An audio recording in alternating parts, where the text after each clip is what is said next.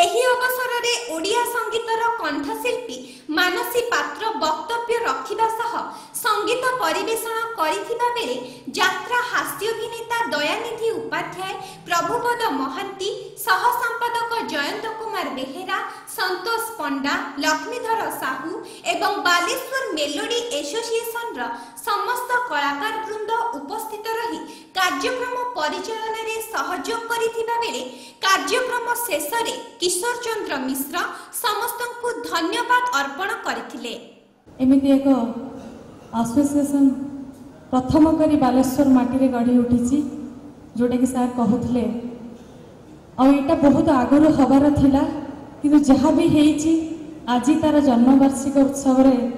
जो परिणत हेइछि जुलाई 8 एटा eigen and eigen 50 years नुहे 100 इयर्स एमती हो तेणु तापे गोटे जोरदार करतले समस्त को आशा करी ये अनुष्ठान एमती बहुत आग को जाऊ कारण ये अनुष्ठान आज जो गढ़ी उठी यहाँ समस्त आर्टिस्ट मानक बहुत ही लाभदायक। आम बेले आम जिते बड़े नुआ कर गाउलु से स्मृति आज सब ताजा हो जाऊँगी मंचरे मत ये सुजोग देते कहवाई दीपद से स्मृति आज सत्यनारायण अच्छा शंकर भाई अच्छा बाबुली भाई अच्छा सब कलाकार माने अच्छा सीनियर कलाकार माने तले अच्छा समस्त को देखिले से पुराना किसी स्मृति ताजा हो जाऊँगी संगीत को नहीं जो स्मृति आमे मैंने गढ़ी से स्मृति को नहीं आज आम आग को बढ़ी चलीचु तेणु सब कलाकार मानू निश्चय भाव में मुझे अनुरोध करी समस्ते प्रथमे किछिटा शिक्षा करंतु संगीत